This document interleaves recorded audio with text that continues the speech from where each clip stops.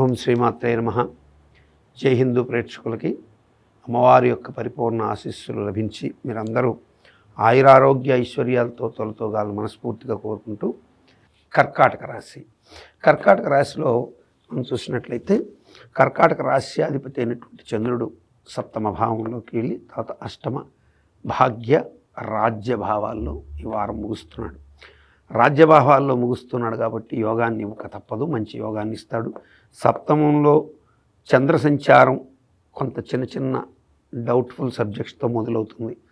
అంటే కొంత మనకు యోగం కలుగుతుందా కలగదా అవయోగమా అని. పైపెచ్చి ఇక్కడ పునర్వసు నక్షత్రం వారం మొదట్లోనే వాళ్ళకి కన్ఫ్యూజన్ ఎక్కువగా ఉంటుంది. ఎందుకంటే శ్రవణ నక్షత్రం ఐదంతార, ఆ తర్వాత ధనిష్ట పుష్యమి వాళ్ళకి కొంచెం కన్ఫ్యూజన్స్ ఎక్కువ అవుతాయి. ఆ తర్వాత శతభిషం ఆశ్లేష వాళ్ళకి కన్ఫ్యూజన్స్ ఎక్కువ అవుతాయి. ఇలా చంద్ర సంచారం జరుగుతున్నప్పుడు ఈ రాశిలో ఉన్నటువంటి వాళ్ళు వారమధ్యమం దాకా కన్ఫ్యూజన్లో పడిపోతారు. వారమధ్యమం తర్వాత నుంచి ఏమవుతుందంటే, అంటే 1వ తారీఖు నుంచి మ్యాక్స్ 3వ తారీఖు వరకు కూడా 3-4 తారీఖుల వరకు కన్ఫ్యూజన్ స్టేజ్ ఎక్కువగా ఉంటుంది. ఈ కన్ఫ్యూజన్ స్టేజ్కి మీరు భయపడద్దండి.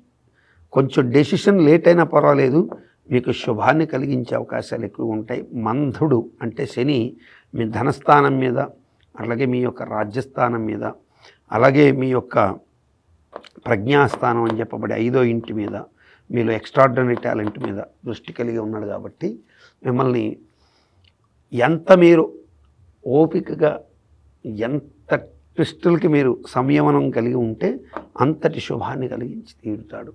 ఈ ఓపిక లేకుండా మీరు కనుక తొందరపడి నిర్ణయాల వైపుకి ఏదో తొందరపడి అవతల వాళ్ళ యొక్క మాయలో కనుక మీరు పడిపోతే ఫైనాన్షియల్గా కానీ, కుటుంబ పరంగా కానీ, ఏదైనా మీరు రాజకీయ పరంగా కానీ ఎట్లయినా సరే ఏ నిర్ణయం అయినా తొందరపడ్డారా ఖచ్చితంగా ఇబ్బంది పెట్టే అవకాశాలు ఉంటాయి. అవతల వాళ్ళని పూర్తిగా వాళ్ళ అభిప్రాయాలన్నీ తీసుకున్న తర్వాత మీరు డెసిషన్ తీసుకోవడం అనేది మంచి యోగాన్ని కలిగిస్తుంది. ఆఫ్టర్ 4th నుంచి మీ టైం యోగంగా ఉండడానికి ఆస్కారం ఉంటుంది ఈ వారంలో. ఇక ఈ వారం అంతా కూడా మిగతా యాక్టివిటీస్ అన్నీ కూడా యథాతథంగా నడుస్తాయి.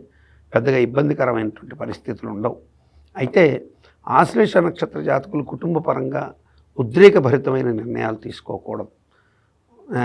ఏదో ఈగర్గా డెసిషన్ తీసేసుకోవాలి, ఏదో తొందరపడి డెసిషన్ తీసుకోవాలని తీసుకోకుండా కొంచెం గత అనుభవాలు, గతంలో జరిగినవి, దాన్ని ఒక సానుకూల ధోరణులను, జరగబోయే దాని మీద ఆశావహ దృక్పథంతోనూ తీసుకోవడం ద్వారా మంచి యోగాలు పొందే అవకాశాలు ఉంటాయి. కర్కాటక రాశి వారు ఈ వారం విశేషంగా నాగేంద్ర స్వామి వారిని, అంటే నాగరాజుని, నాగదేవత శిల ఏదైతే ఉంటుందో దానికి మంగళవారం రోజున, అంటే ఇది బుధవారం ప్రారంభమైంది, ఈ వారాంతంలో అంటే అమావాస్య వస్తుంది. ఆ మంగళవారం రోజున వీరు 7వ తారీఖున చక్కగా గనక నాగదేవతలకు అభిషేకం, అలాగే ఆదివారం పూట కూడా అభిషేకం చేయడం, అట్లాగే శ్రీ వెంకటేశ్వర స్వామి వారి వ్రతం, శనివార వ్రతం అని ఉంటుంది, ఆ వ్రతం చేసుకోవడం ద్వారా చాలా నిలకడైనటువంటి శుభాలు పొందే అవకాశాలు ఎక్కువగా ఉంటాయి. నా ఉద్దేశం మీరందరూ శుభంగా ఉండాలని కోరుకోవడమే కదండి నా బాధ్యత. నమస్కారం.